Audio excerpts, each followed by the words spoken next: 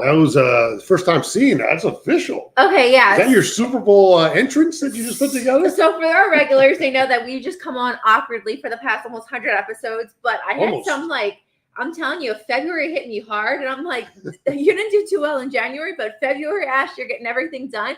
So yeah, I made that video. My millennial skills came up and pretty good, right? Impressive. I think you got a future in First take's gonna be calling me soon. Guys, welcome to another episode of the SoFLo Sports Show, episode 97. It's your host, 305 Sports Babe, co-host Lou from Dade, and we are on the eve of Super Bowl. Well, not the eve. Well, the week. We are in Super Bowl week officially. It's middle of the week, but the teams landed on Monday. They're there. And they're in New Orleans. Everybody's Radio Row has been a big hit.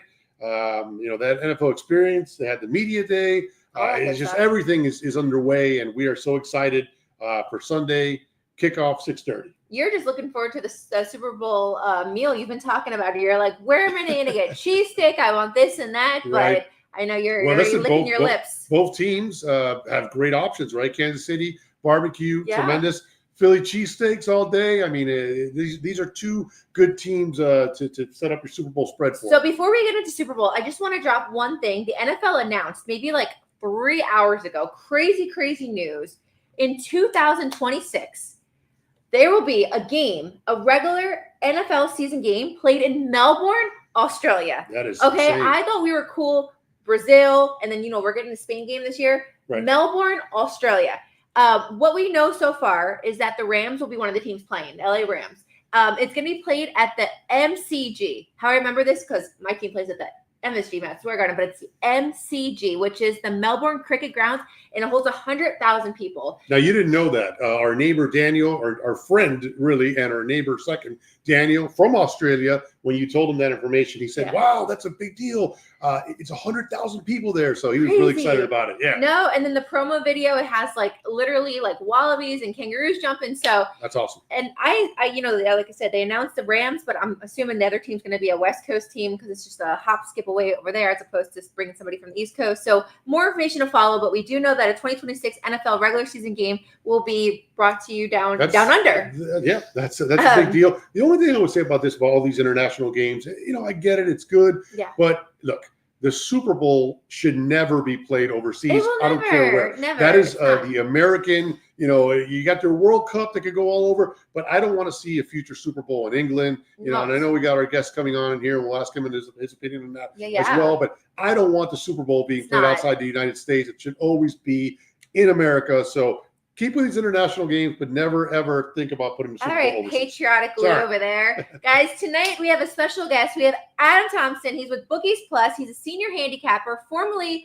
at Sportsline CBS Sports. This guy knows hottest bets going on. Yes, of course, with the Super Bowl, but everything. So we're going to pick his brain, of course, with the Super Bowl. And then I know we're going to talk a little Jimmy Butler with him as well. I was hoping to avoid it, but I guess, Well, put your phone up really quick. You got your phone. Pull it up. We got 3 phones. Put your phone up. Okay. We got our own phones here because at any moment might get Jimmy Butler moving on. So we are tracking. Although we know the Luca thing came in while we were dead asleep when I told you Sunday. You thought you were dreaming. That was nuts.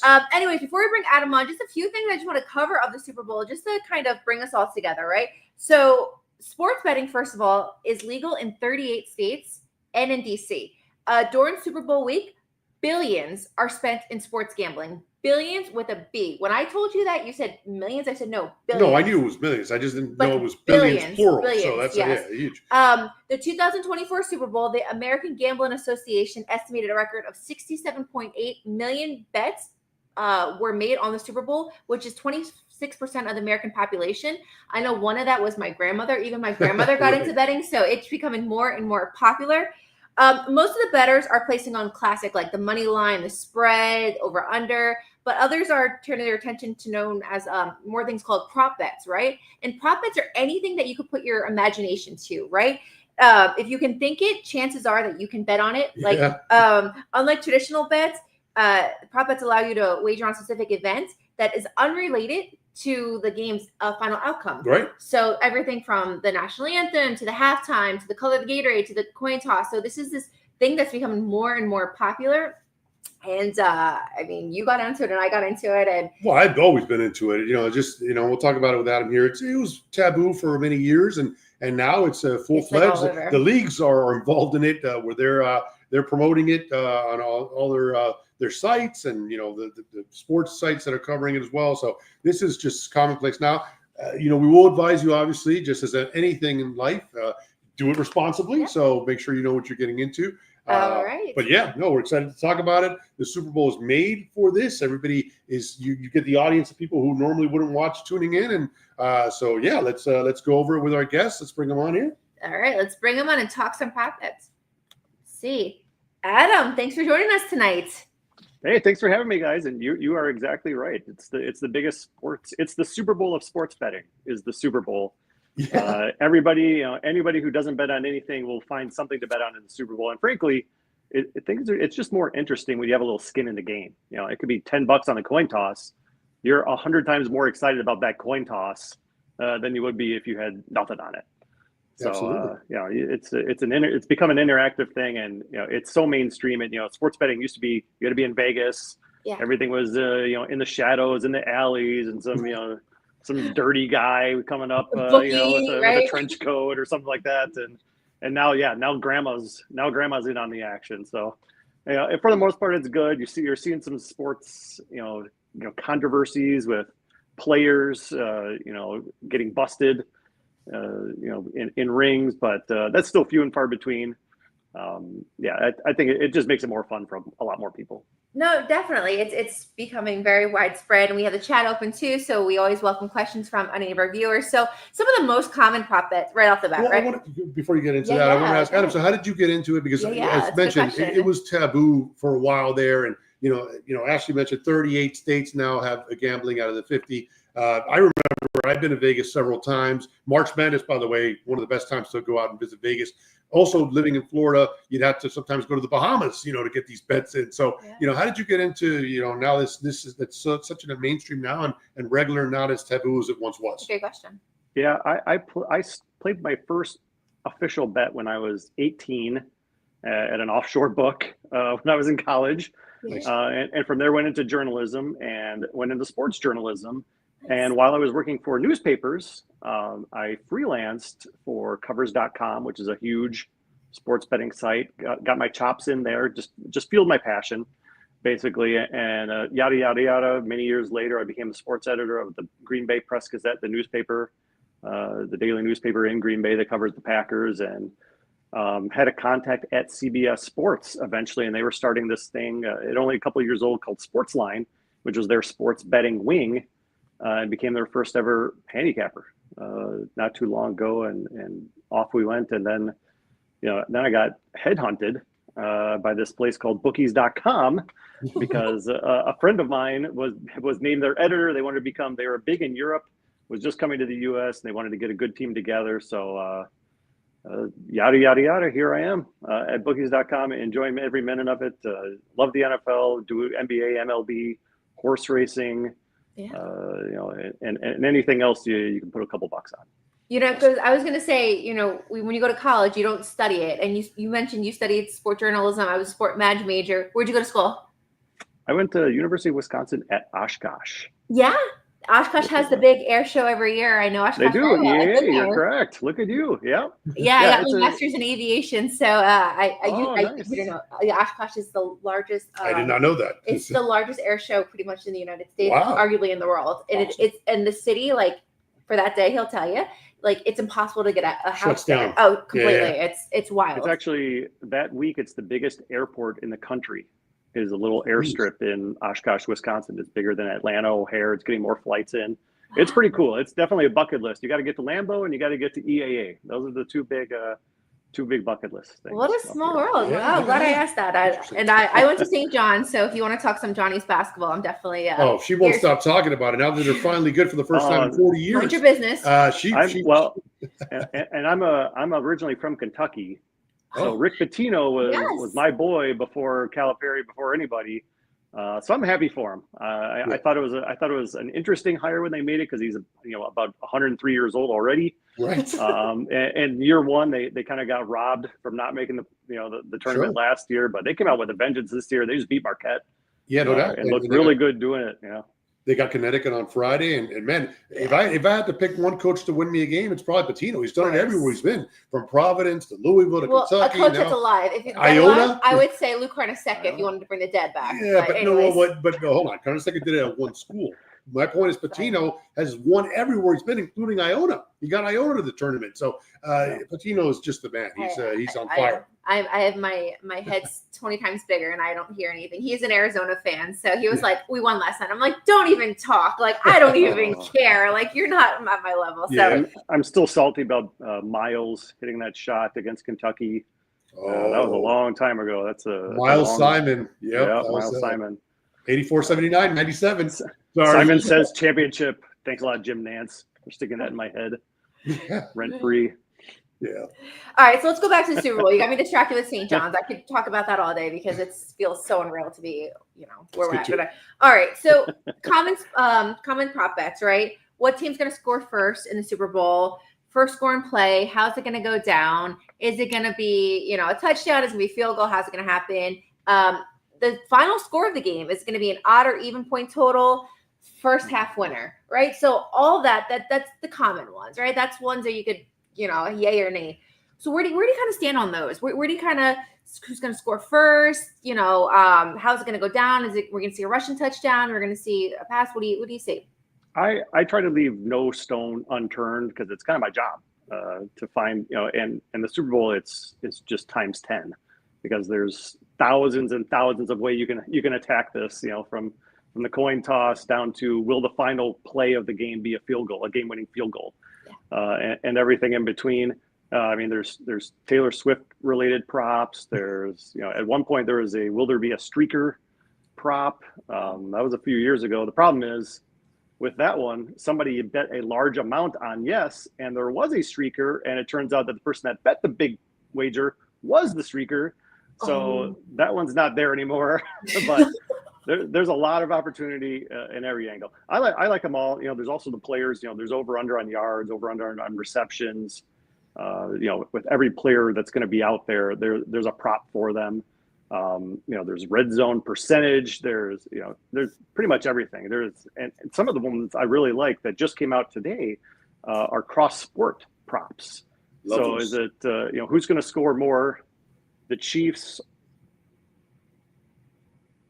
Oh, there he goes. Oh, I'm back. There you go. Okay.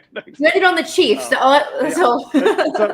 There's some cross-sport ones where one of them I just saw was who's going to score more, the Chiefs or Giannis in the Bucks game that weekend. So you can even go that route. There's a little bit for everything, but I like them all. I like player ones more than team ones typically, but the Super Bowl really opens it up, and you can find something for just about anything. So you mentioned, I'm going to piggyback on that. You mentioned that you like player ones more than team ones. So let's just jump right into it. MVP, right? If the Chiefs win, Patrick Mahomes is kind of favored to be the MVP, right? And if the Eagles end up winning the Super Bowl, it's looking like it would be a Saquon Barkley. How do you feel about that? Would you take one of them, or would you kind of open it to the field and maybe go a different direction for MVP? I like the field usually. Typically the quarterback's going to win. But there's always room for others. Typically, it's the quarterback of the winning team, so you can almost play that. If you think the Chiefs are going to win, you go with Mahomes. Even the Eagles have Saquon, so it makes it a little trickier there. You can't just go with Jalen Hurts blindly. But I like there's one that I like out there that's really out in left field, and this goes into crazy prop bets that usually don't happen. Is you could pick the position of the MVP, and I like tight ends, which is plus 1,500, which is a lot of dough. Breaking news: Warriors acquiring Jimmy Butler from the Heat just came up across my phone. By the way, it didn't. Stop it. Just right now. It didn't. Wow. I just saw an alert out of the corner of my eye. We got our phones. You beat us to it. No way. Hold on. I have to keep my sound off because it's gonna. Wow. No. I'm just gonna leave. Okay. I'm gonna leave my sound on just so we can hear the beep beep beep beep beep from everybody. Well, let me bring it back in. Okay, so the Jeez, thanks Warriors. for breaking that, Adam. You broke I'm that like on. How about that? Oh, I was on CBS last week. That interviewed me. But I mean, it's been so up and down with Jimmy, and just the disgust that I've had with him after the new year, and just it's like the weight. I feel 10 pounds lighter right now. Yeah, can you confirm that? I just want to. I didn't get it yet. I didn't get it just yet. want to see if. But either way, Jimmy, we're here. do you want to hear what the bet is or what the trade is? Yeah. Please tell us. Jimmy Butler for Andrew Wiggins. Okay. Dennis Schroeder, Kyle Anderson, and a first-round pick. In what year? To the Warriors. Just as protected first-round pick. Okay. That's from Shams. So well, look, I just got the ESPN. Yeah, no, it looks like it's and was it just Jimmy, or did we lose like our kidneys and livers and everything else too? It just says Jimmy. Okay, maybe there's some details missing in the breaking news. No. But wow, yeah, that's wow. Yeah, I'm seeing it go live. So yeah, if you're joining us here, we're on the SoFLo Sports Show, and our guest Adam is just broken.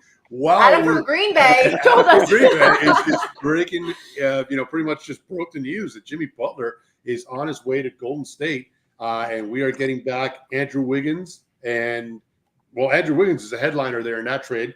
Formidable player, still young, and so I like that. I was fearful we were going to get no one for him, and we'd have to just hold on. Because the trade value as time kept dropping and dropping. Obviously, Bradley Bill's on there, and then Kevin Durant, blah blah blah, and all this. But okay, we got something for it. Yeah, no, that's a big deal. So before we get back to the Super Bowl, and since it's just broke and we're I'd like to ask you. Yeah, we can beer. Yeah. So what? How does this change now? The fact that he's going to Golden State and partnered up with the greatest shooter of all time. Still got Draymond Green on there. What does that do now for the future odds for the Golden State Warriors? And now getting a younger player in Wiggins to Miami, how does that maybe move the futures bet on both those franchises? Well, Jimmy Butler was going to be gone after this season anyway, so it's good that Miami got something for him. And Wiggins, he's a good player. He's an all-star. Dennis Schroeder is a decent point guard. He's not Tyler Hero or any, but he's going to fit in. So I like what they got out of it. Jimmy Butler kind of held the team hostage, which I didn't really like, because he doesn't have a no trade clause. He likes the $50 million that they're paying him, but he doesn't like the fact that they have the right to send him wherever they want and don't really have to get his permission. But he held everybody hostage, so I'm glad they're able to move on now. And for Jim, for Golden State, it's a great addition. I mean, they realized the clock is already kind of ticking with this team. They're old. They got Klay Thompson isn't there anymore. Eventually, Steph and Draymond and others are going to be gone as well. So make one last run. Is it enough? I don't know about that. I like Andrew Wiggins. I think the more I even think about it in my head, the more I really like this trade actually for Miami, because he's going to stick around. He's going to play. He's going to be a great addition with the guys that they have, and they had a great team to begin with. When you lose Jimmy, that's obviously a big deal. But I think you don't have anybody now that's going to command the ball and command 18 shots a game. I think this might actually help them. And Spoelstra, if there's one coach that I believe in that can make it all work, it's Eric Spoelstra. So. I like Miami's chances. I bet their chances for a title actually improved. And Golden State's, it'll be interesting to see, because the West is so loaded. Yes, it's very tough. The Lakers odds actually went down. Actually went in the wrong direction when they got Luca. Interesting. So we'll see what happens with Golden State, but coming out, I think Miami improved their chances coming out of the East. Yeah, and I would just to piggyback on what you just said, I would agree with that with the Lakers.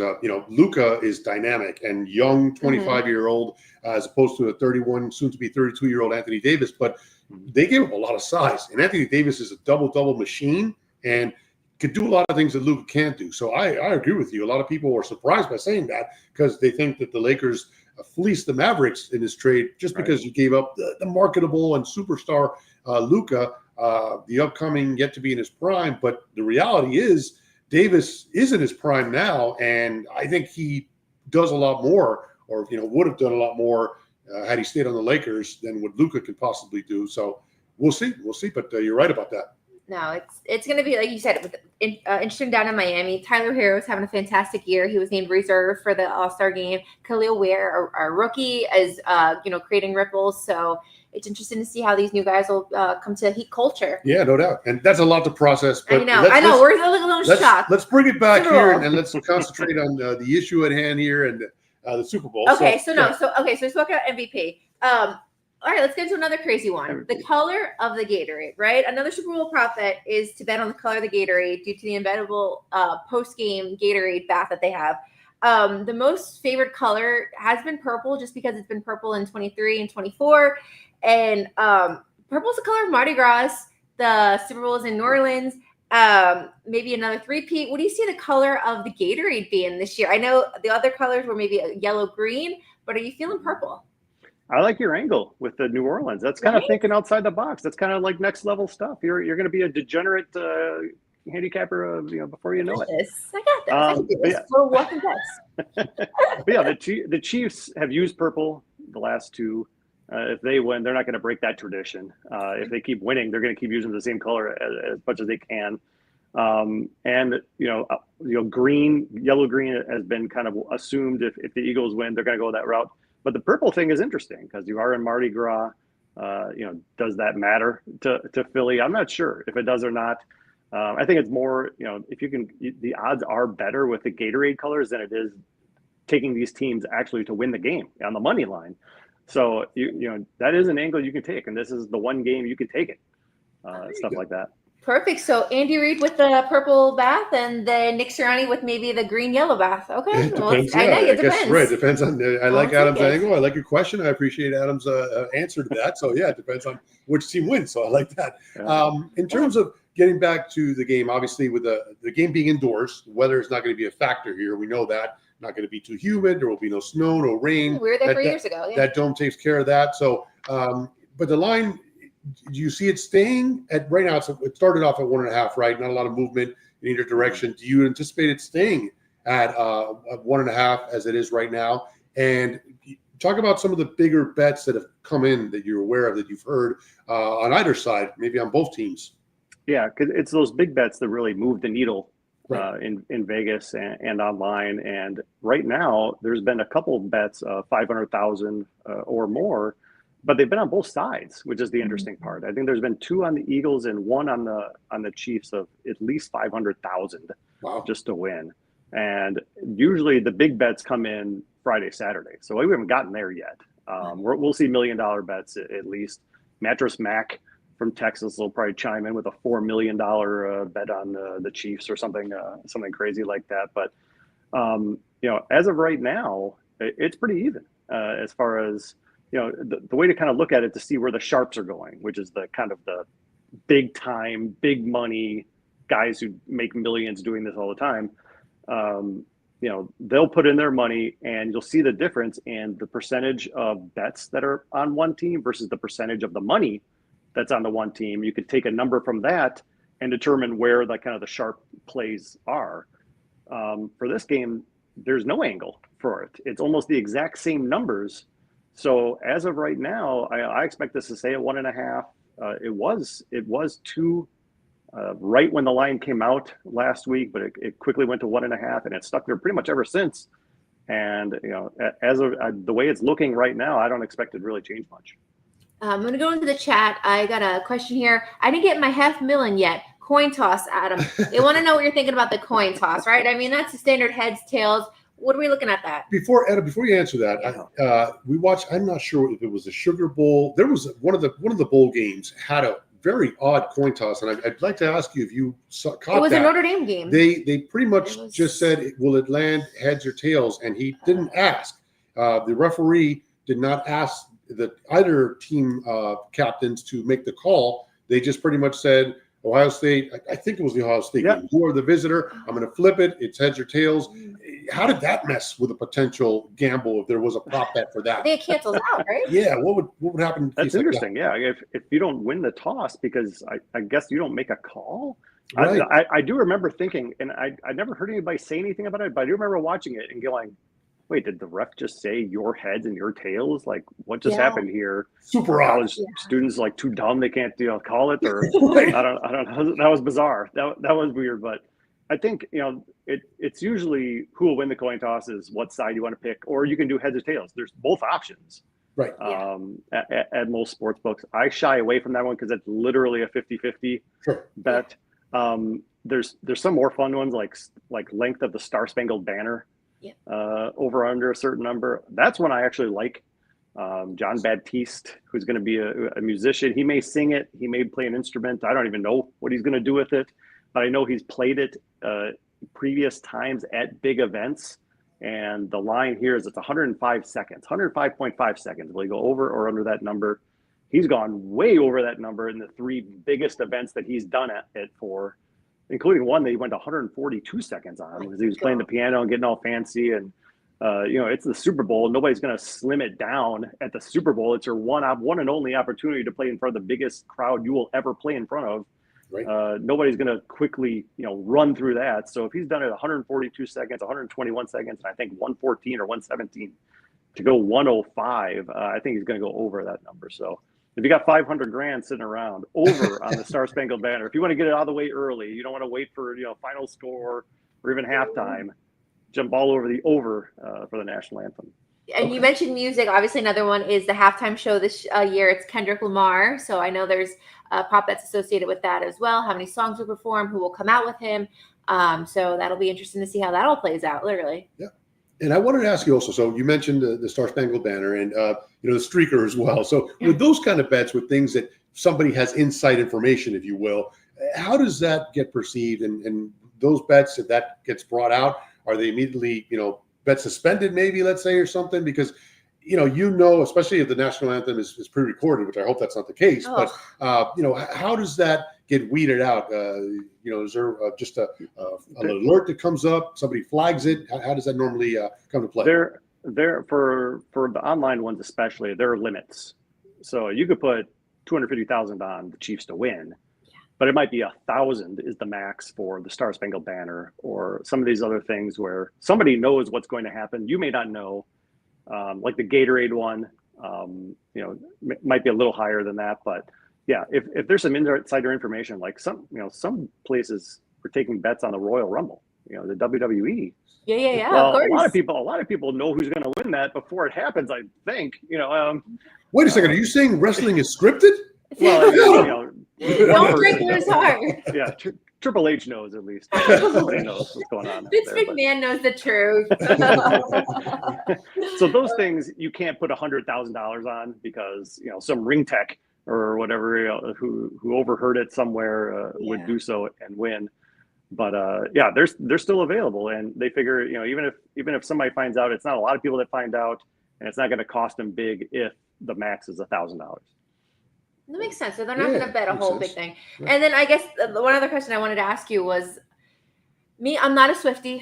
I'm the first one to admit, the whole 89 thing, I appreciate it, but it's just not my thing. But we're in the culture of it, and it's part of the game, unfortunately, right? So this Super Bowl, of course, with the Chiefs being in it and Travis Kelce, is the proposal. I mean, last year at this time, we got engaged, right? It's a proposal part of the prop bets.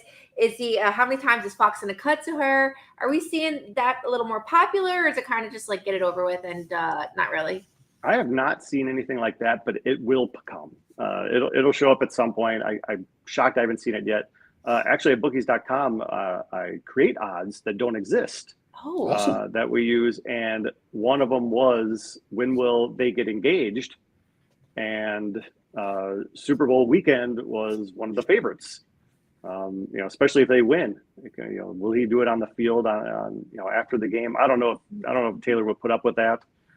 She seems more like a yacht in the Caribbean, private, except with our professional photographers, of course, catching every moment.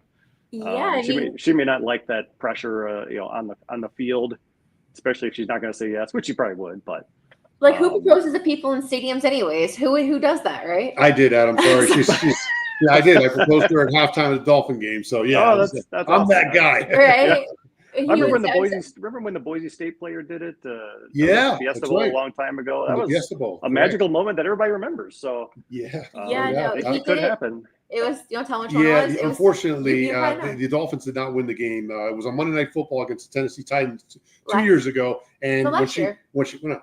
2 seasons ago, yeah. 2 seasons ago. Last December, not right. really yet. So, and she asked me, or a lot of people asked me, why'd you pick that game? My answer was, it's a winnable game. I mean, it's the most winnable game on the schedule. And of course, the Dolphins spoiled our party, but hey, we made it work. And then we got married in September, and our first home game back was, again, Tennessee. It was the Monday night game, and then we lost that one too. So, oh no, you lose Tennessee twice.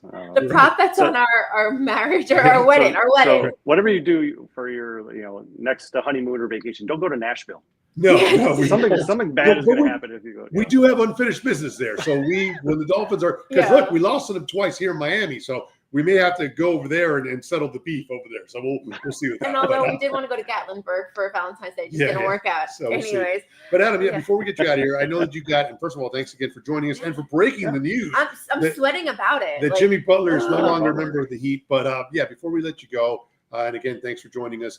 I know you got on your site, and we'll give you a chance to mention it to all those interested out there. But you got those 25 prop bets that you're really eyeing in on. And if you want to just share, or some of your favorite ones out there that people should be maybe taking a look at, by all means, go ahead. Yeah, I give you a few. And if you go to my Twitter account, it would probably be the easiest, or X. It's pinned at the top of my profile and will be until the Super Bowl. So that's at Bookies Adam. It's written right there. So you can see it's pretty easy to find, but there's a few. There's some with big odds, there's some with little odds. Saquon Barkley, I think he's going to have a big game. There's one prop that is for the Super Bowl that you don't see usually, and that's have 10 rushing yards in each of the 4 quarters. So he would have to really struggle for him not to get that, because he's going to get the ball probably about 5 times per quarter. And he averages between 22 and 41 yards per quarter. The Chiefs' rush defense has been gashed for about 160 yards a game the last 4 games. They're struggling to stop the run. So I like that one. Most receiving yards, speaking of tight ends and engagement, Travis Kelce. He led this game last year in receiving yards. He led the game last year. 2 years ago when they played the Eagles, he did not. The 2 receivers for the Eagles did, but he was still the leading receiver for the Chiefs. And at plus 290 is his number. So basically, if you bet 100, you win 290 in profit for something like that. And then my long shot one is Jalen Hurts and Patrick Mahomes, each to have a 20-yard rush. Mahomes has done it twice all season. So that's a little bit of a long shot, but he's had one in each of the last 2 Super Bowls, and he's actually had a 20-yard run in 45% of his playoff games the last 4 years. And Jalen Hurts does about every other game. So plus 1,000 are those odds. So the implied probability is about 9.1% chance of it happening, and it feels like it's more of about a 30% chance. So that's just a total value pick there. And I saw the tush push question. Yeah, our buddy Brent, a friend of the show, he wants to know how many tush pushes will we see? Well, all I want is one, and they're not specific about tush pushes, but there is Jalen Hurts anytime touchdown. Will he score a touchdown? And basically, if they get to the 1 yard line, chances are he's going to score a touchdown, and it's almost even money odds right now. He's scored a rushing touchdown in 12 out of the last 18 games for the Eagles. So you're talking almost even money, 50% odds at something he's doing about 67% of the time. So that's the kind of value you try to find. Sometimes the odds, go one direction or the other, but you try not to play the actual number. You're trying to play the odds. Where's the value and that kind of stuff. So yeah, I mean, that one has a great value. And there's a bunch more I like. You can find them all on my X. Okay, so there you have it. Yeah, definitely. He's got 25 of them. So they're definitely worth checking out there. So Bookies Adam. Give that a look there, and then you can see some of the great selections. And you just made some amazing points on some of these, the ones that you revealed, and backed them up with great points. So that's fantastic. Before we let you go, my grandmother wants to add, they have been engaged, married. She supposedly is having a baby. Taylor and Travis hope they keep her off the game. People are tired of her. So tell us how you really feel. My grandmother in Daytona Beach, she is not. She's hoping they keep her completely out of the game. You got it. You knew once that Caitlin Clark was in the box with Taylor Swift. I think that was for maybe the second round, their first round playoff game. You knew that the Chiefs were going to go to the Super Bowl because there's no way Roger Goodell is not going to have Caitlin Clark and Taylor Swift both at the Super Bowl. There's no way the Bills had any chance in winning that game last week. I don't care how well anybody played. Cha-ching is all I got to say. Right. They're going to ride that gravy train all the way to the last game of the year, which is this Sunday coming up. Yes. So that's right. Yeah, they're going with that. So Adam, thanks so much for joining us tonight. I did have one more thing. Go Sorry. ahead. So I got nowhere to be. Okay. I did want to say some of these trends in terms of so for example, the Eagles, this is a rematch, obviously, from 2 years ago. And the Eagles wore their green tops and the Chiefs wore their white tops. When you tend to lose that, the Eagles are the home team this go around, and they chose to still wear their home tops.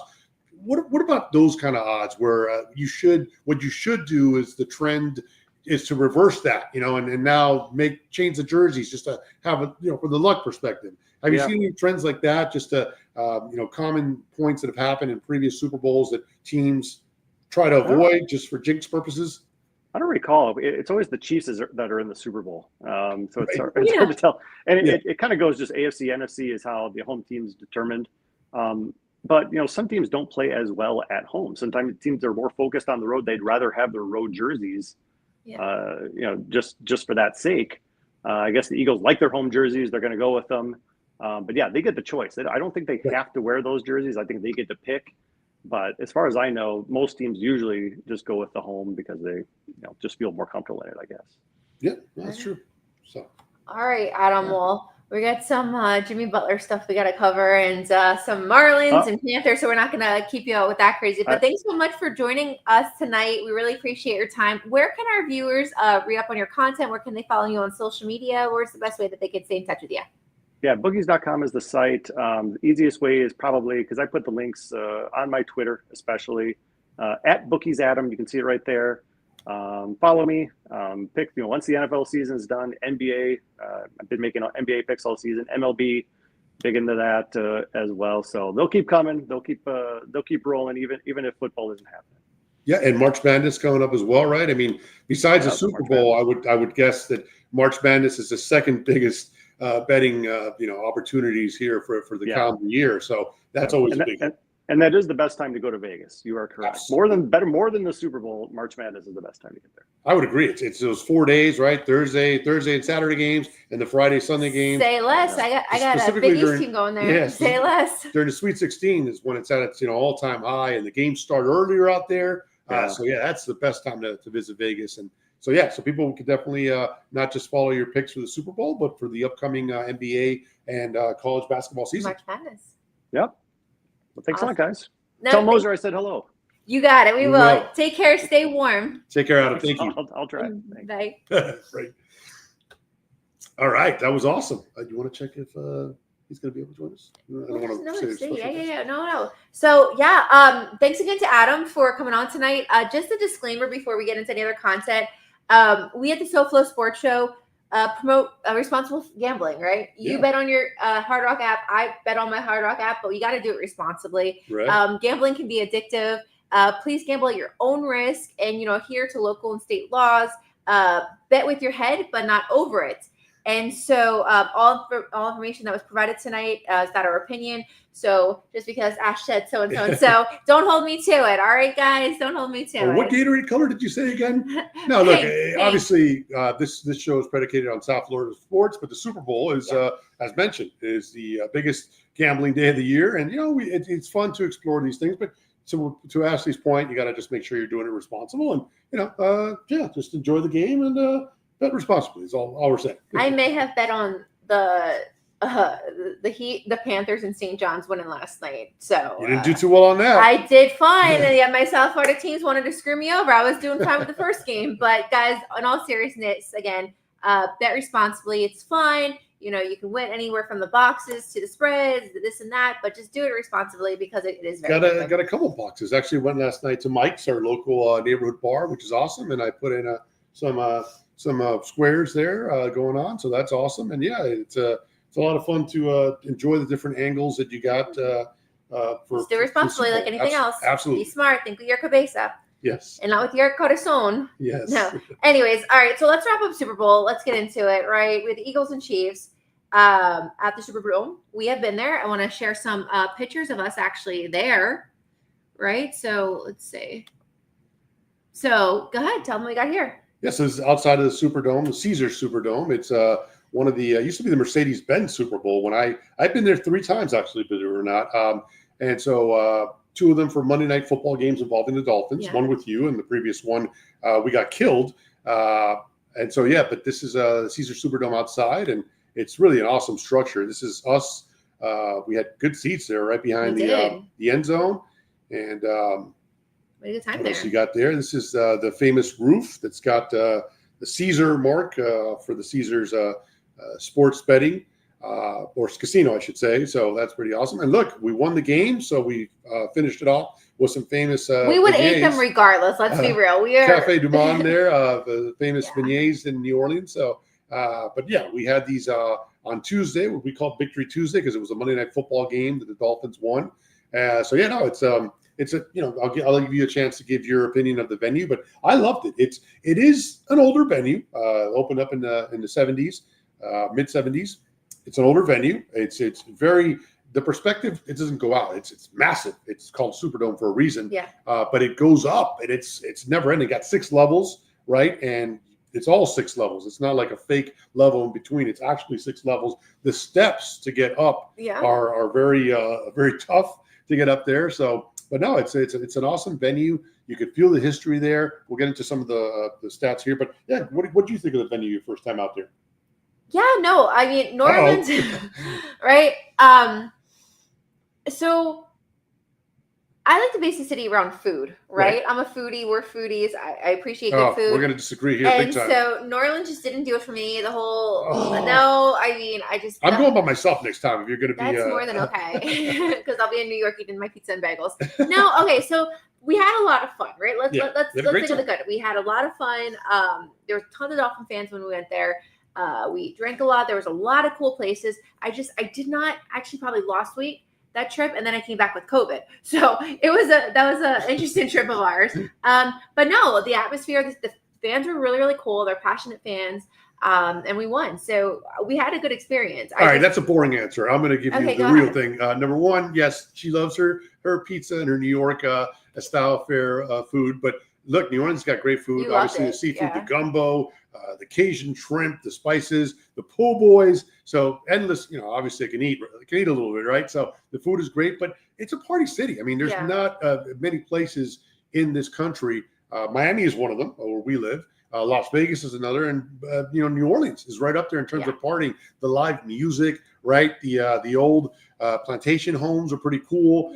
Bourbon Street, absolutely fantastic. Magazine Street, Canal Street, some famous places that have incredible restaurants, live music venues, bars that you could stay out all night. I will tell you, I enjoyed one of the most enjoyable moments that I had with you in that city is we took the double-decker bus. We enjoy taking double-decker buses in all the cities we go to. We've done it in Houston. We've done it in a lot of cities. But that one was probably my favorite. And the thing is, that's the one where you hop on, hop off. And we stayed on the loop.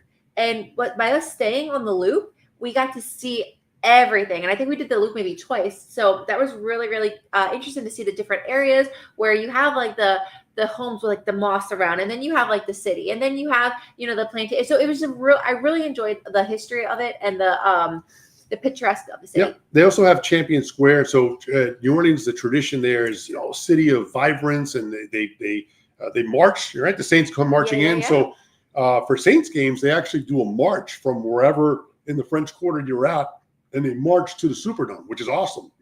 And the visiting fans do that as well. Yeah. From wherever their hotels are, from where they're gathering, they march to Champion Square, where the Superdome is located, and that's a tradition that really you don't see in a lot of cities. So that's pretty awesome. That was cool. Let me heading into the chat here. Brent says steamed crabs with Old Bay, absolutely, or broiled corn. Russell says that he went to Super Bowl, the last one in 2012. That was the Ravens and San Francisco. The power went out. That was incredible. So yeah, the power went out in that last Super Bowl there in New Orleans after the Beyonce performance. But yeah, and Russ brings up the fact that the Eagles have a 9-8 record there. The Eagles have played there many more times, being in the same conference as the Saints, including a previous Super Bowl. They lost to the Raiders, I believe. I don't know what Super Bowl number it was, but I think it was in 1980. Ron Jaworski was the quarterback for the Eagles, who used to be Dan Marino's backup here in Miami. But yeah, the Eagles have previously played in New Orleans, and they lost that Super Bowl to the Raiders. So yeah, and I got some facts here. I don't know. Did you want to mention anything else about New Orleans? No, I mean it was what was I going to say? No, it was a fine trip. We won, and we won. That's the biggest thing. It's a lot of fun. But so yeah, it's Super Bowl 59 set for this Sunday at 6:30. It's the final game of the season. It's going to be played in New Orleans for the 11th time. A couple of facts on this. It's it's going to put it in a tie with Miami. So Miami right now is ahead with 11 Super Bowls hosted. New Orleans will tie them on Sunday, but New Orleans has hosted 11, but 3 of those were at Tulane Stadium, including Super Bowl VI, featuring the Miami Dolphins, their first ever appearance in the Super Bowl. They lost that game to the Dallas Cowboys 24-3, but the first 3 were in Tulane Stadium. The last 8, including this Sunday, have been played at the Superdome. That's more than any other stadium. So the Superdome holds the record by having 8 Super Bowls, or after this Sunday we'll have 8. Second place is Miami. The Hard Rock. The Hard Rock is second place with 6 overall times hosted the game. Again, the Dolphins have hosted, the Hard Rock Stadium has hosted 6, Miami 11 overall, because those previous 5 were played at the Orange Bowl. So, and it's funny enough, the Orange Bowl and the Rose Bowl are still tied for number 3 all time with 5 Super Bowls hosted each. So the list goes the Superdome with 8, the Hard Rock Stadium with 6, and the Orange Bowl and the Rose Bowl each with 5 Super Bowls hosted. So that's pretty awesome. I've actually been to 2 Super Bowls. Nice. You know that, right? I knew you've been to the one near Miami. Yeah. When I was in college, I had my internship with the NFL Super Bowl host committee. So when I was doing my internship, I did the Super Bowl down here. And then the year, it was either before or after, it was Tampa. When it was Miami, Tampa, Miami, those are the 2 that I've gone to. So I was at the Super Bowl down here at the Hard Rock, and then I went to Raymond James Stadium and conducted the Super Bowl up there as well. Nice. It was really, really fun. Very cool. Russ mentions that, yes, it was 1980 when the Philadelphia had all 4 teams in the championship rounds. That's pretty cool. Finn Sandy drops in. Yes, hopefully we get another one. That'd so we can, cool. Get back in the lead here. We're going to share. I don't want to be tied with New Orleans. I want to take that lead again. Although I'd rather be in the Super Bowl than host the Super Bowl. Just saying. Absolutely. So, and a couple more facts here about the Superdome, the Caesars Superdome. Opened up in 1975. It's been the Saints' home ever since. Yeah. It's the 5th oldest.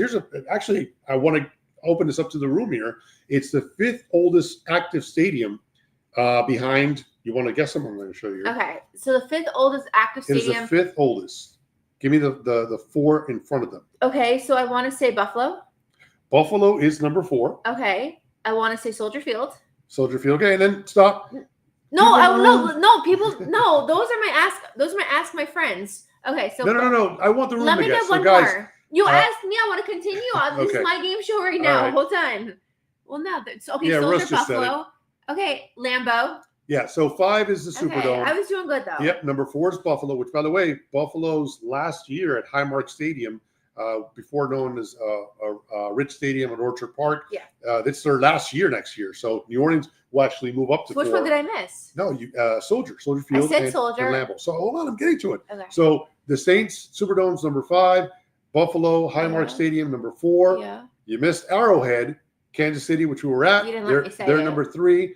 Lambeau Field is number 2, and yes, Soldier Field is the oldest active stadium in the NFL. Awesome. The Sugar Bowl is held there not pretty much every year, including this year, and they hosted the CFP championship game in 2020, where Joe Burrow and LSU won the championship in New Orleans, and it's hosted 6 Final Fours. It's hosted 6 men's Final Four, the most recent one in 2022.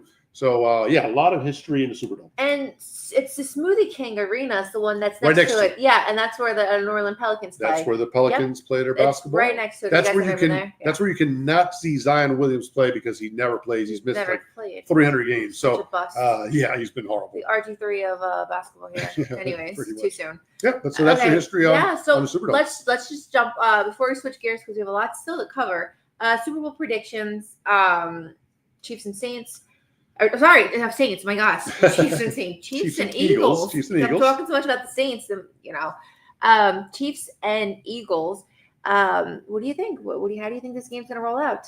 Okay, so here's what I think. First of all, I want to just bring it up here to speed. Yeah. To really document this matchup. And by the way, before we do that, those of you who are still in the running, a couple of you guys in the room, Brent, Russ. I know Sheldon couldn't make it tonight, but Dave. I don't think Dave's in the room, but either way, we have a contest going on. Here are the current standings. Okay, going into this last week, and I will be sending you questions for this Sunday, Super Bowl Sunday, after this show. So check your emails. You'll get the questions soon enough. So yeah, Super Bowl 59 coming up on Sunday at 6:30. You got the Chiefs, #1 seed. They come into the game as the AFC champions. They have a 15-2 record. Playoff wins against the Houston Texans in the divisional round, and obviously the Buffalo Bills in the AFC Championship game. The Eagles were the 2nd seed, but they got into the playoffs by hosting all 3 of their playoff matchups. The first one against the Green Bay Packers in the wild card round. Then they faced the LA Rams in the divisional, and then because the Lions were out, they ended up hosting the Washington Commanders for the NFC Championship game. So those are their paths here. The Eagles with a 14-3 record, so pretty much similar, 15-2, 14-3. The Eagles obviously having to play one more game in the playoffs with the Chiefs getting the bye. But look, for me, you got this matchup's going to come down to 2 things: the Eagles defense versus the Kansas City offense. The Kansas City. And hold on, breaking news. Hold on, breaking news. Look what we have before we give our Super Bowl prediction. Josh Moser in the house. What's up, guys? What's going on? We're about to give our Super Bowl prediction. Where are you at? What's it? Yes. Tell us. And Jimmy Butler went to Golden State, just in case you didn't know yet. Okay. So, welcome to Fan Fest, everyone, in New Orleans. Wow. So I'm holding the phone here. We're down and dirty on the road.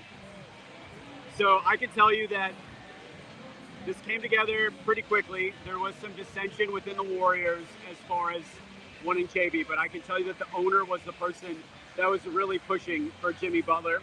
And when you own a team, you get your way. And we knew in the beginning that Pat Riley was not going to give Jimmy away for free.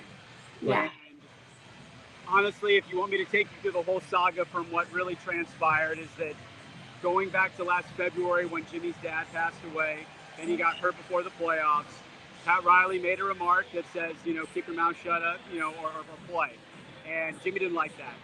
And Jimmy, at that point in time with his agent Bernie Lee, they wanted an extension. So they wanted 1 more year added for a total of 3. So Jimmy has this year, the player option for next. They wanted 1 more additional year. Then on draft night, they give the extension to Bam on the max contract. And Jimmy is not happy. So at that point, he says, forget it, I'm done. I'm playing out my year, and I'm going to opt out for my option. So that comes to this year. Starts really well, and then it kind of goes south. And then everything falls apart because his player options was $50 million. I don't know if Jimmy's worth $50 million on the open market right now, is turning 36 years old. So that's kind of the backstory with all this that leads into why he wanted to trade and all of that. But look, Jimmy ends up in a win-now scenario. Yes, the Warriors are not in a great position, but Steph Curry's there, obviously a name. The West is a lot weaker than the East currently. I understand the teams at the top are juggernauts in OKC. We know Denver's going to be there, but Jimmy will be in the playoffs and not in a play-in scenario. But I think it's a good deal for the Heat. I hate to say it. Yeah. At this point, Jimmy was done. You get a first-round pick. You get an expiring contract with Dennis Schroeder, which was really the missing piece. And then you forget that Andrew Wiggins was the #1 overall pick. Yeah. So going back to last year, I can also tell you that they really wanted Harrison Barnes. Instead, Harrison Barnes, they were going to trade Duncan Robinson for Harrison Barnes, and at the last minute, it didn't happen. So complimentary piece, and that's more or less the conversations that went on behind the scenes. And so now Jimmy's with the Warriors, and yeah. I do want to follow up. Do we know? I haven't been able to check, but Andrew Wiggins, does he have an expiring contract next year, or how long is that contract committed for? I do not know. I need to look it up. I've been Super Bowling. Of course. All right, so tell us about the Super Bowl. I will get back to you on that one. No problem. We want to know. We'll put that. That's obviously the breaking news, and thank you for joining us. But we are so excited to have you on. How have you been enjoying your time there? We saw your report with Marquise Hollywood Brown. We saw you see Master P with the gumbo on TV last night. What have you been doing in the audience? How's it been? Oh man, it's wild. Sorry, I got to put the phone up to my ear. I should have headphones. Let's see what we do today. It's wild, man. It's basically like you're up at 9 a.m. You're on Radio Row. There's players walking through all the time, agents. It's just kind of like the who's who. So it's fun. I got to talk to Braxton Berrios today, Raheem Mostert. Chop Robinson's here. He's a finalist for Defensive Player of the Year for the Rookies. Ran into Pat Surtain. He's up for Defensive Player of the Year. And then, I don't know, I've covered teams for about 15 years now. So I had stops in Denver, Green Bay. You see all the same faces. So we're kind of running around. Tonight we're doing it for the kids with the Fan Fest. We'll have a story for that tomorrow. We're doing media availabilities with the teams today, and tomorrow's the last day. So we were at the Chiefs Hotel at 9 a.m. We went to Radio Row from there. We were on live on Channel 7 from 4 to 7. Shoved some food down our throat, and now we're here. We're going to be back on live at 10 o'clock. So we're grinding through, but Jimmy Butler news breaks. But it's all about the people. It's all about sports. It's all about great people like you two that realize what Miami is and what sports means to a community. And I think that's the best part, is just getting to share it with your friends and realize that, man, we're getting paid to be here. We love going to games. We love to share in the community aspect. To me, that's the best part about a Super Bowl. And, hopefully the Dolphins will be in one sooner rather than later. But and this AFC with these quarterbacks, sorry, Tua, I love you, man. Unless we get some serious help on the defensive side of the ball, it's going to be tough to beat Mahomes, Jackson, Allen, Burrow. And they're all cold weather teams that play outside. So, no doubt. I'm not saying there's a chance, but when you haven't won a playoff game in almost 25 years. Lamar Jackson. I mean, the list can go on and on and on, right? We can add a whole bunch of. My joke to all the players has been, man, this is going to be the closest you've ever been to a Super Bowl in your career. No, let's not say that. But Josh, have you been enjoying? Have you got a chance to get down to Bourbon Street? Have you gotten some grenades? Have you, taken part in the? Have you gotten some food, some gumbo? Are you eating well in the neighborhood? We do a little bit. Luckily, Uber Eats because they can come to us. But Drago's is a must stop. It's Oyster Day here in Miami. In New Orleans. So it's Mardi Gras started. Koshan is a great place. It means pork. And they do sandwiches like a butcher shop. Hesh is the seafood place we stopped at. I mean, New Orleans is kind of like, it's got a little Key West feel. Yeah, for sure. Kind of a little like dirty, feel good, But man, it's a scene. And security's here is crazy because of that terrorist attack, Sugar Bowl. So it's hard to get around, but man, you guys know sports. It's all about eating, people enjoying, and then the game. So, man, we say we're working. Work hard, play hard. Josh, I'm so happy you're out there. If there's anybody in the world who I want to be out there covering, this is you. So live your best life out there. We're gonna make it happen. We're gonna do one of these together. We're speaking into existence. Yes. And yeah, man, you guys are awesome. Well, keep posting. We're living vicariously through you, so keep living your best life out there. I'd say bring home a championship, but obviously we have no skin in the game for this one. And we're going to follow your reports live all week. I know you're going to do special Sports Extra on Sunday after the Super Bowl, right? We look forward to that. Sorry, say that again. I couldn't hear you. Sorry, put on my ear. We're going to see your reports all week, and we're going to see you on Sports Extra after the game, right? Drew Rosenhaus is out there as well. And Drew's going to be with you, right? You'll still have Drew on the show? We're bringing in the heavy hitters. We got some stuff up our sleeve. His initials are DM. He used to play quarterback for the Dolphins. And we're gonna do it for the people. Man, that is awesome. Josh for president 2028, right? Josh, get back to enjoying it out there, man. Thanks for always covering our teams, man, and have a great time. We enjoy it. Obviously, follow him at Channel 7 WSBN and at the Mo's Knows on Twitter and X. Thank you, Josh. Have a great time out there. Enjoy. Thank you. Hey, prediction. What do you think? Being married now, little power couple duo, my favorite. Thank you. You know, Josh, give me a prediction. Eagles, Chiefs. Who you got? Eagles or Chiefs? Tell us where you go. yeah. All right. No, what do you think? Give us Eagles a or prediction. Chiefs? A prediction. What do you got?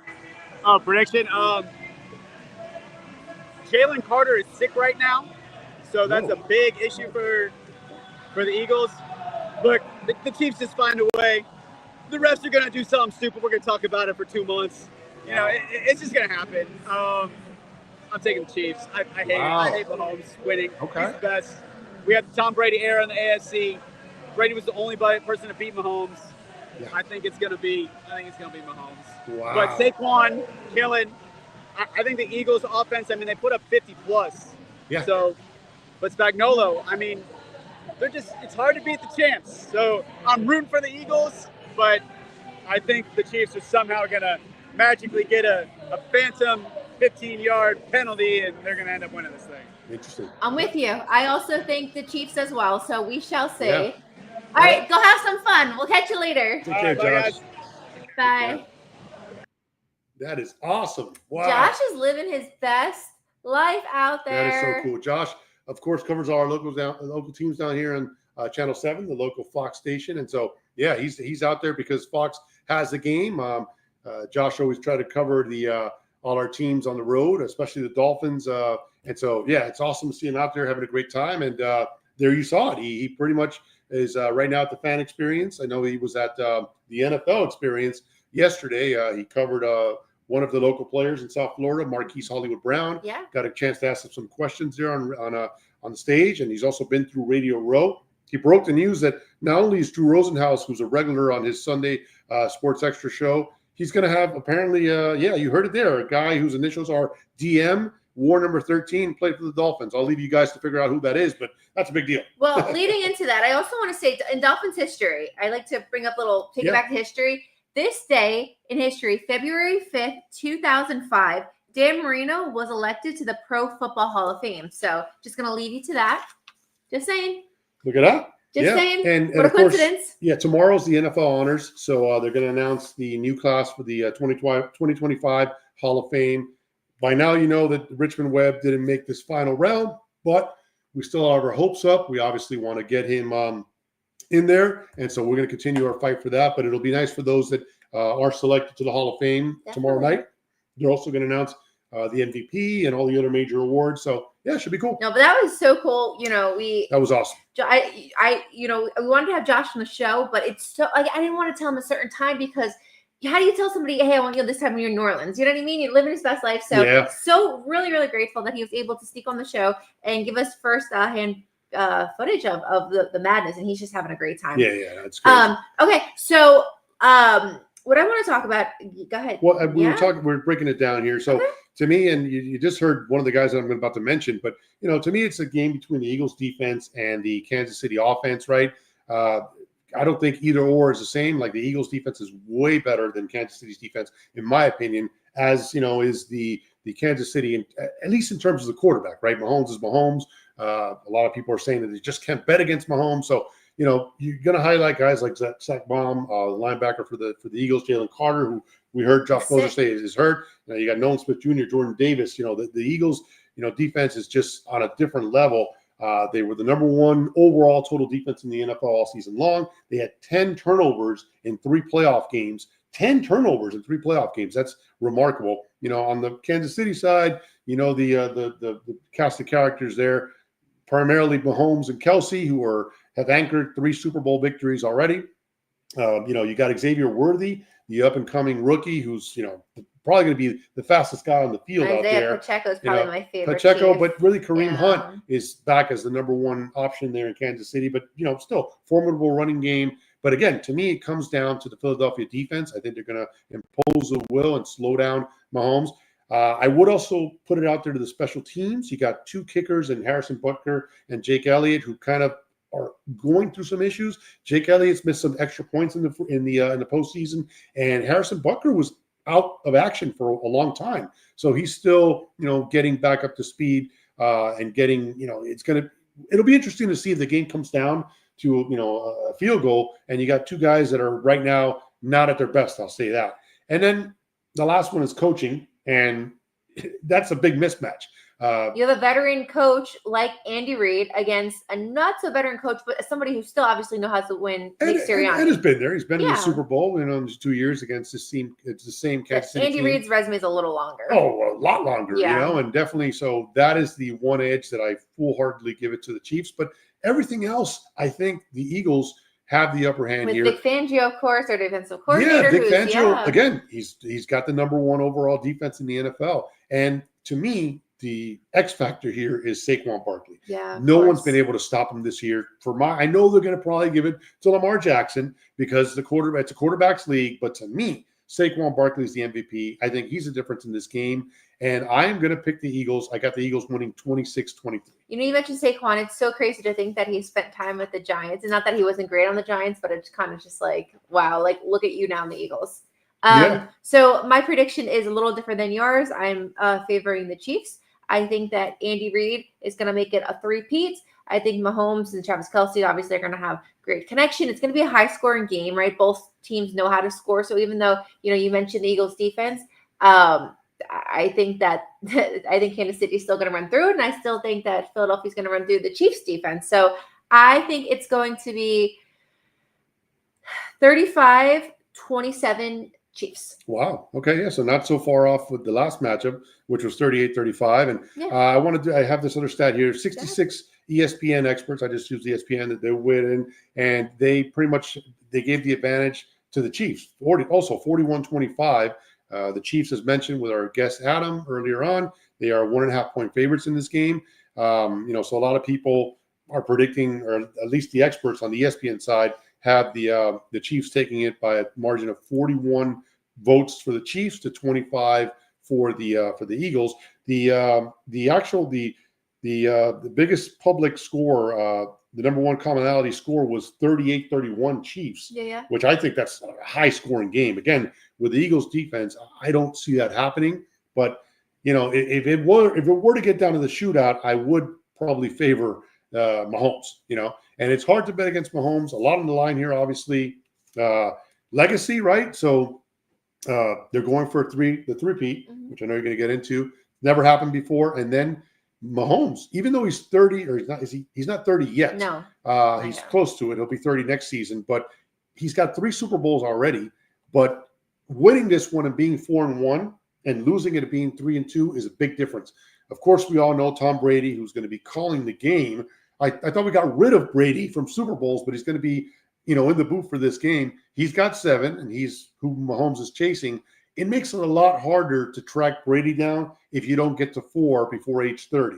So we'll see. There's a lot on the line here, but I just think from the revenge aspect, these two teams, for the most part, met 2 years ago.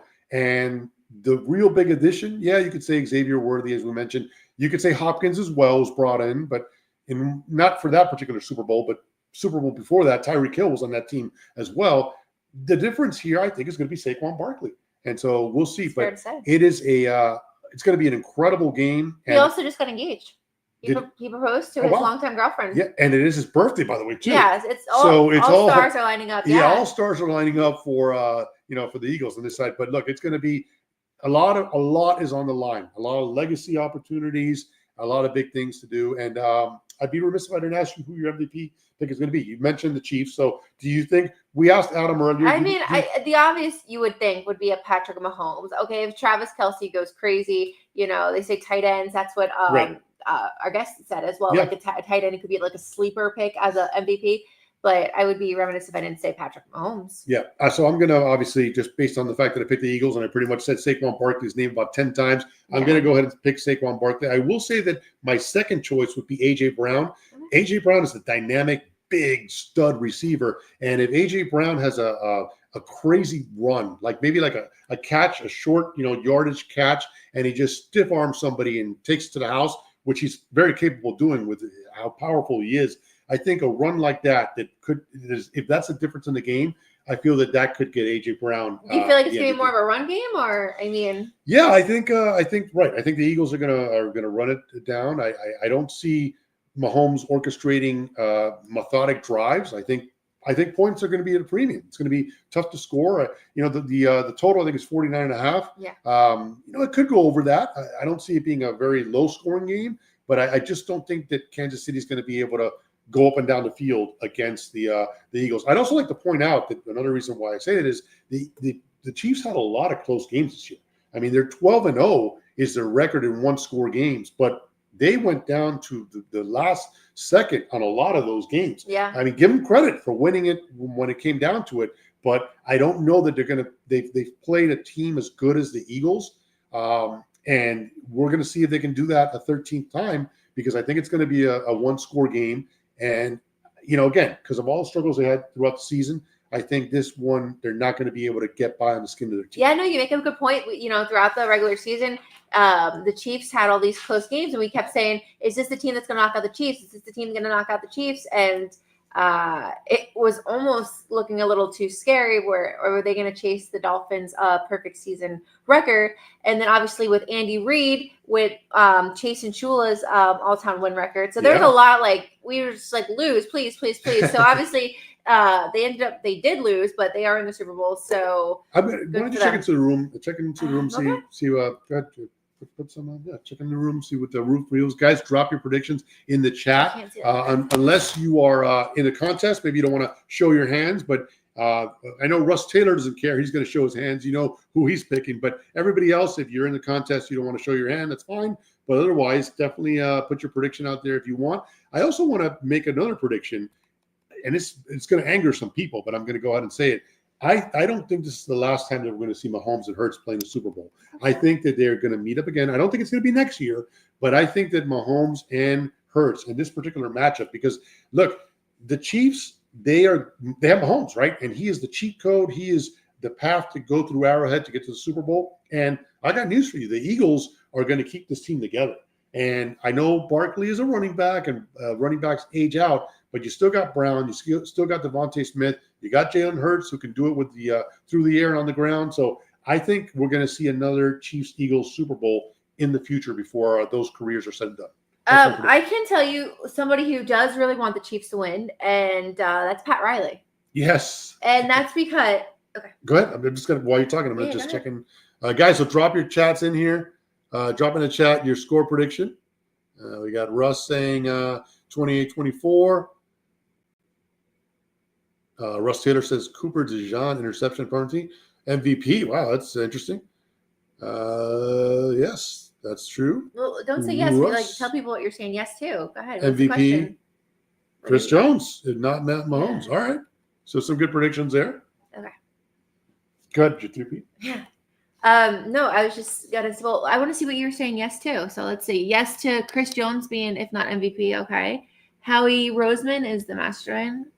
He is. And last Super Bowl Trump went to the Eagles won. Just saying. That's right. And Trump is predicted to. He's going to be there. He's going to be there. So yeah. All right. So like I was saying, Pat Riley is one who's heavily favored the Chiefs to win, and that's because Pat Riley trademarked the term three-peat. And how this all came about, it was that in 1988, when Pat Riley was coaching the Lakers, he was going for his third championship. And that's the year that the Lakers lost to the Pistons in 89. So that would have been like, hey, he already had a trademark. He was going to have third championship, and that didn't happen. Showtime. Right? And then, so the Lakers ended up losing to the Pistons. But then the Bulls won 3 straight in the early 90s, and they won 3 later in the late 90s. Yep. And then the Yankees did it, and the Lakers did it in 2002. So long story short, the three-peat has been done, but it has never been done by an NFL team. So Kansas City would be the first NFL team to do the three-peat. Yeah, it's never right. So the Chiefs and Pat Riley struck a deal that if this happens, if the Chiefs were to win on Sunday and have their three-peats, they would sell three-peat merchandise. And since it is trademarked, how it would work is they don't know what the profit is yet. Riley still wants a profit, and it's unknown what that percentage would be.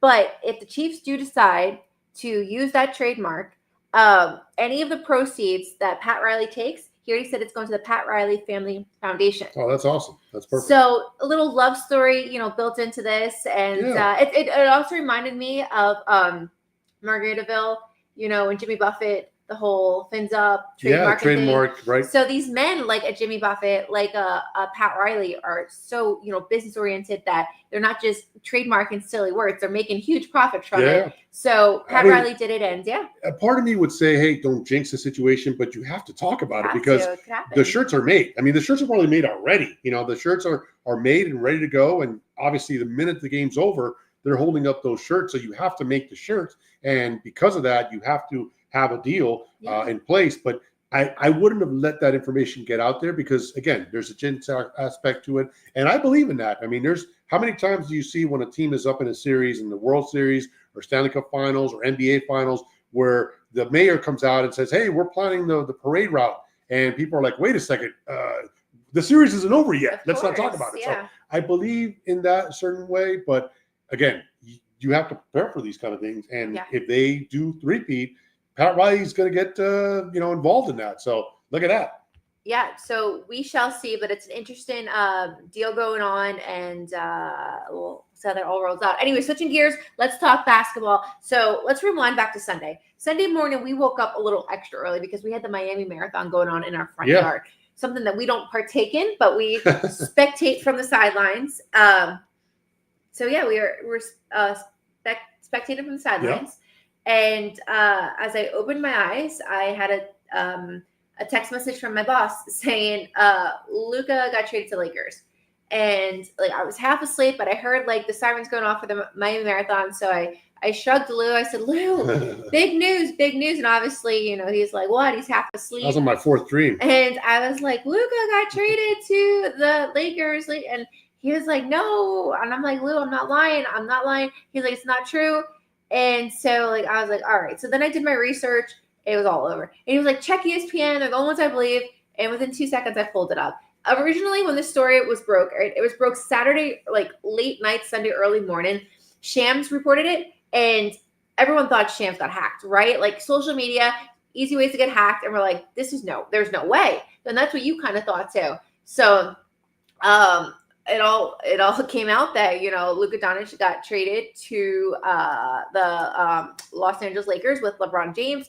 Obviously, the Mavericks had their own little bit of army come down to Dallas, and it was done really quick. The trade. Jason Kidd was interviewed, coach of the Dallas Mavericks, and said he wasn't even aware of it. So it was done fiercely, quickly, and it looks like all the players involved weren't aware. Anthony Davis was completely. Unaware this is going to take place, and Luka definitely that came out of nowhere. Luka was due to get a super max contract, which now he cannot get by staying with his original team, the Mavericks. But since they dealt him, that's off the table. So he was obviously upset because he lost about an extra $100 million that he'll make up down the road, but he's not going to get it on his next big contract. So just crazy. For me, the biggest takeaway was the age gap. You traded a guy who is.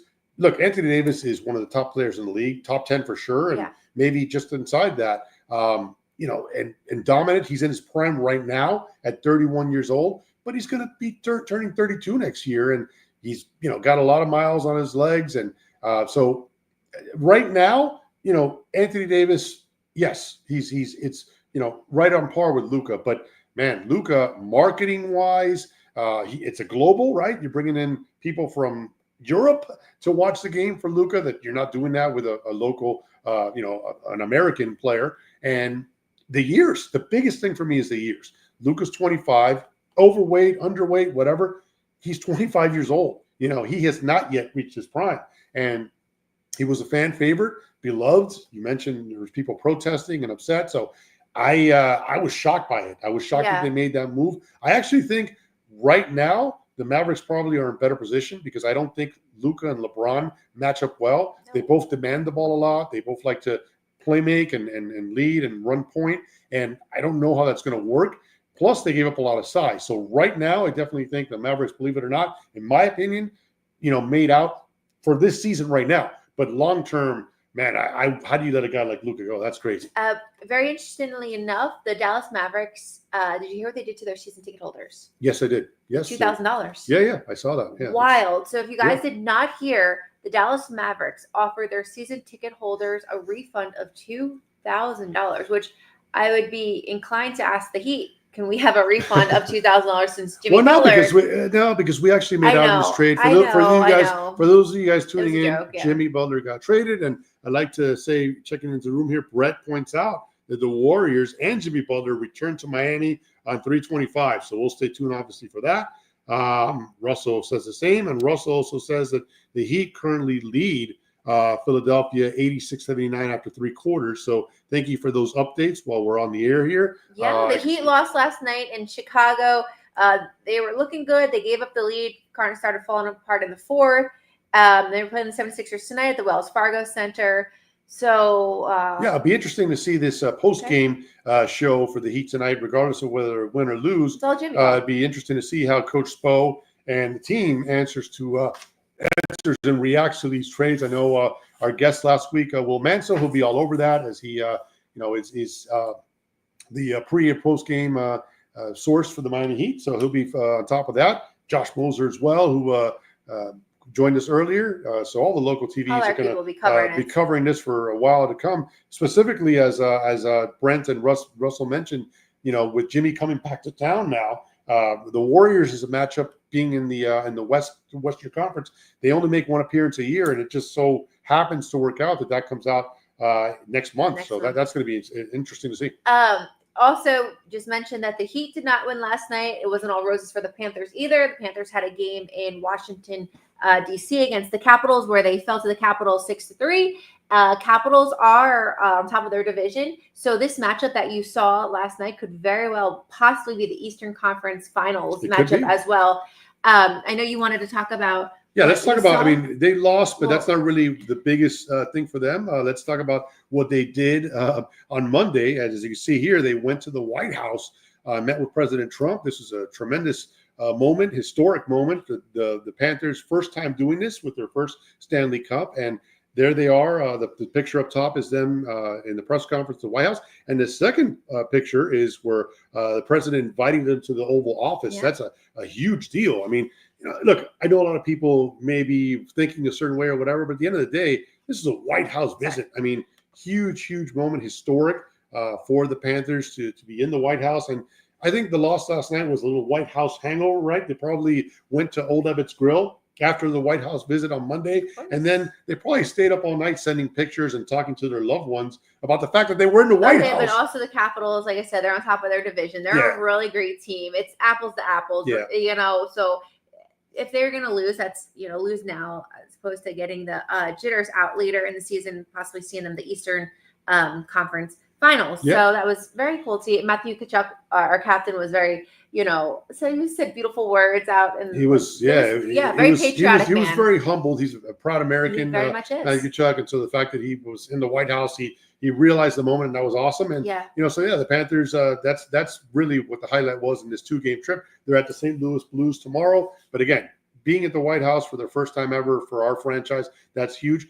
Crazy enough, I got to bring it up. Yeah. The Dolphins, because these White House visits started in like the early 80s. Oh, it's not like you don't go back to like George Washington. Yeah, George Washington wasn't really inviting the local teams at that time. Brooklyn Dodgers. Yeah, the Brooklyn Dodgers. Oh my gosh, anyways. Back then. So this is a fairly new tradition, and so the Dolphins have not won a Super Bowl in a long time. They actually were invited by President Obama to just glance over their 1972. It was more to honor the 72 team. It wasn't the season after White House official visit. So a little different. But since the Dolphins' last playoff win, the Marlins have gone in 2003, the Heat in 2006, 2012, and 2013, and now the Panthers in 2025. All of them have visited the White House, in the Heat's case, multiple times before the Dolphins' last playoff win. So come on, Dolphins. You got to, get in there, have a good season and, represent South Florida at 1600 Pennsylvania Avenue, like the Panthers, like the Heat, and even like the Marlins, believe it or not. Definitely. In the chat, Thomas, hello. Welcome to the show tonight. We have covered so much. I want to mention one quick more fact. So in that game, the Panthers Capitals game, Alex Ovechkin, he scored his 878th goal all time. He actually scored at the last possible second. It was an empty net goal with 0.1 second left. the Panthers missed on one. He shot at the length of the ice and scored it. Seriously, the last second possible at the end of the game. That was his 878th goal. He is now 17 goals away from passing Wayne Gretzky, the great one. So a little bit of history last night in that Panthers-Capitals game. And soon enough, Ovechkin's going to have, that's going to be a historic moment. Whenever you pass Wayne Gretzky, that's a big deal. And so, we'll look to Wayne the Great, of course. Yeah, a great one. Also, this Saturday, for those locally in Miami, it is Marlins Fans Fest. It's an event that we look forward to going every year. It is Saturday from 4 to 8 p.m. There's some aspects of it that it's only open to season ticket holders. So people like us, they have a State of the Union where we get to talk to the president of the team, general manager, the coaching staff, answer the questions, and then followed by that is an autograph session. But it is open to the public. You do need a ticket, but tickets are free. So you just have to go online to get the tickets for Fan Fest. It also ends with a fireworks show. So we are registered. We'll be there at the State of the Union, followed by the autograph session. It's just a good day, like an open house to kind of get you pumped for the season. I'm obviously excited to, see Sandy back this year, Yuri, while they're still here, And well, Yuri's not going anywhere. Yuri's locked up, so. Well, but Sandy, of course, is on the chopping block like we say every week. Yeah, and then also to, here every year, Caroline O'Connell, sorry. He's our team president, goes on there and she shares the different things that the stadiums and the team's gonna be doing this year. So I'm always excited to hear what she has planned this season. Yeah. World Baseball Classics coming to Miami next year, and that was a ton. The Caribbean Series is also coming up. Miami Live. And then you have the Winter Classic for hockey. So just if you guys have nothing going on Saturday, you're getting ready for the Super Bowl, definitely come out to Marlins Fan Fest. We'd love for you to join us. It's just a fun family day at Lone Depot Park. Yeah, and not going to sugarcoat it, right? The teams traded almost all their players, and this is not the first time they've done this. But look, at the end of the day, pitchers and catchers do report here next week on February. I think it's on Valentine's Day, February 14th, some on the 15th. But they all change. But pitchers and catchers report. That means baseball's around the corner. Spring training will soon be here, and even as a Marlins fan, there's optimism, and you start the season 0-0, and you want to see the young players, especially down here in Miami. You want to see the young players, what the future may bring. Baseball, despite the Marlins messing this up, baseball still has the best route in keeping young players with the team, because you got to have service time, and the club controls the players for about 6 years. For a minimum of 6 years, which is a big deal. And that service time does not start until they hit the big leagues. So if you're in the minor leagues, your clock doesn't start yet on your actual career service time. Biological time clock until you actually get in. So that's a big deal for the Marlins to have these young guys there, and hopefully we hit on most of them that we traded, and we could have some good baseball ahead in our future. We'll say like you that. said, baseball, it's America's pastime. It's one of my favorite quotes is, how can you not be romantic about baseball? It's a beautiful sport, and we're not expecting the Marlins to necessarily make the World Series this year. No. Maybe not even to the playoffs. No, but there's nothing. Maybe not. No, we're not going to the playoffs for sure. Not with that roster. Don't be a fan later. Yeah, absolutely not. But there's nothing like just being in a ballpark, whether it's in Miami, whether it's in Atlanta, whether it's Cincinnati, wherever it is, and just taking in the game, just hearing the crack of the bat, and it's my favorite atmosphere to be indulged in out of any sport, and I miss it. No, it's awesome. It's coming back. Russell mentions that Don Shula, that Richard Nixon called in Shula in a play in the Super Bowl in 71. We lost that one, so obviously Dick Nixon didn't know what he was doing there. Let's see. Russ Taylor says it's not Valentine's Day; it's Single Awareness Day. Thank you for correcting me there. And you're not going to like this one, but Russell says that Sandy Alcantara is going to look good in Braves colors. Ugh, gross. So that's where we stand. But look, baseball is right around the corner. But before we get to that, we got Super Bowl Sunday, the culmination of the season.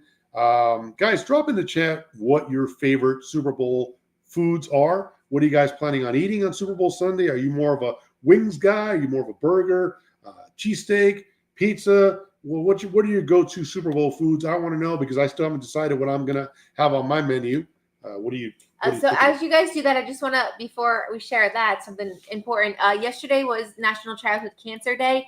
DCC is coming up on February 22nd. Registration ends tomorrow. There is still time to register to be part of DCC. You do not need to be down in Miami to be part of it. You can run it virtually. You can bike it virtually. Excited to share that Lou has joined the Worldwide Dolphin Fans this year. He'll be walking. I highlight that. Walking the 5K this year. So welcome to our team. And but again, guys, tomorrow is the last day. I remember last year, you were like, you're thinking about it, and then when you decided you want to do it, it was too late. So you can tell them there was a hard deadline. So if you do want to do DCC, please go ahead online and register. It is the largest fundraiser in all of pro sports. All the proceeds go to Sylvester Cancer Center, to fight the battle of cancer. So definitely partake in that. All right, so back to food. My favorite Super Bowl food, obviously me being Italian American, stuff me with all the pizza, the garlic, the mozzarella sticks, calzones. I mean, extra marinara, ranch, all that good stuff. Anything bread, anything cheese. All right, can't go wrong. I do remember 3 years ago. We have a tendency just to watch Super Bowl at home. It's like our little tradition going on. We get takeout. 3 years ago, we got food poisoning, but the last 2 years have been fun. So this year we're planning out our meal. Right. We haven't decided yet, and we got some people weighing in. Go ahead. Yeah. Good. So Brent says, what do you got here? Brent says wings and crab dip. Can't go wrong with those two. That's awesome. Russell chimes in. He says, favorite food is sirloin tips and asparagus. That's great. Baked mashed potatoes. You got tired of wings, pizza, and tacos. All right. Those are all great choices there.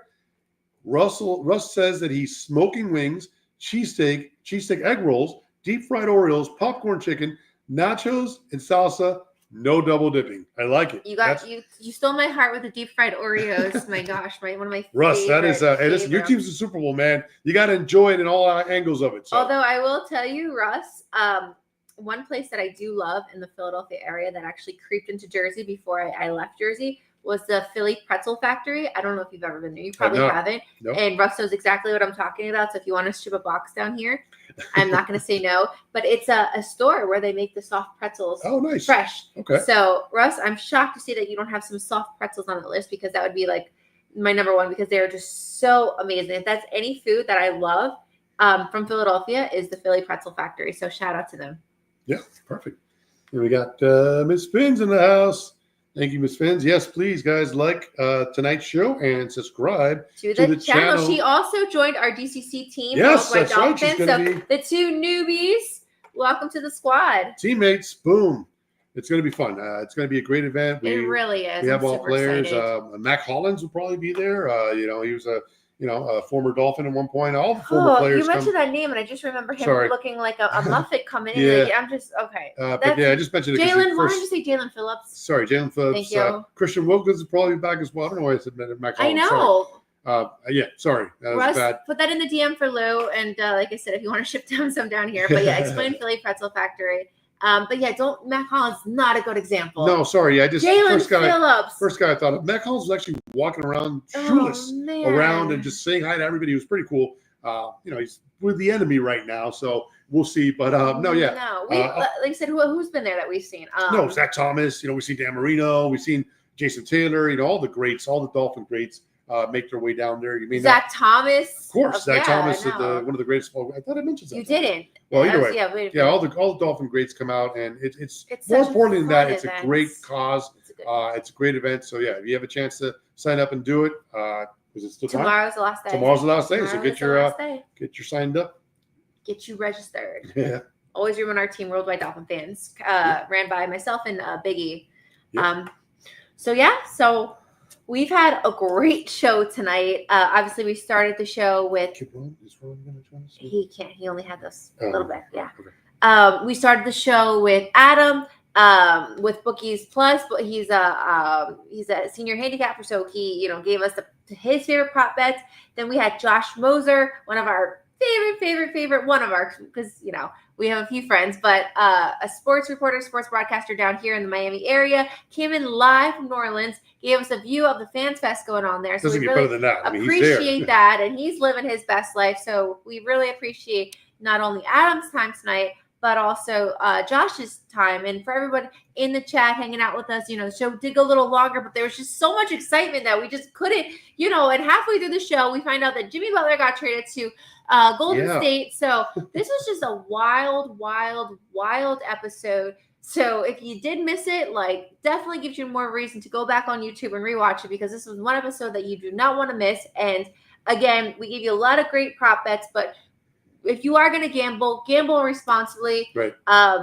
As Super Bowl brings in over 1 point something billion dollars in just bets, everything from prop bets to straight bets to you name it, it's covering all. So just do it responsibly, because gambling is addictive. Yeah, but again, as everything in life is, do it with moderation and you'll be fine. So, but yeah, no, big Super Bowl Sunday coming up. Of course. We thank you guys for tuning in. Again, like and subscribe if you have not done so already. And yeah, continue to help spread the word of this show that we like to do for you guys and cover all our teams and also, national sports news going on. So that's awesome. And last thing I just want to say, sorry to cut you off. Yeah. Lisa Siegel, our Dolphins. Yes, Lisa. Yes, yeah. So I just wanted to wish her a safe travels to New Orleans. She leaves tomorrow, and we hope to have her on the show next week to give us a recap of everything she saw, felt, encountered, and to get her firsthand experience of how it was to experience Super Bowl 59 in New Orleans as the Dolphins fan of the year. Yep. No, it's going to be, I can't wait to hear her story and how she enjoyed it. And rightfully so. They'll be announcing tomorrow if she won the overall fan of the year. So yeah, it's tomorrow doing the NFL honors. So that's going to be awesome. But guys, enjoy your Super Bowl Sunday, whether you're eating crab dip, whether you're eating wings, whether you're eating cheesesteaks, go out there and enjoy it. Have a great time. Subs, baked ziti, whatever you're eating this Pace weekend. yourselves, because the day after the Super Bowl is not yet a national holiday. I'm working on it for all of us. I'm trying to get it to happen. One of these new executive bills that will be signed where the Monday after the Super Bowl should be a holiday. Am I right out there in the room? Can you agree with me on that? So, hopefully that happens soon enough. Hope you guys enjoy your Super Bowl Sunday. And yeah, we'll be back here next week to talk about it. And we will also crown a winner for our playoff pick'em contest. Yes, we will. All right, guys, enjoy the rest of your week. Again, thank you so much for tuning in. Like and subscribe to the show. All information is below, and have a great night. Peace, guys. Music.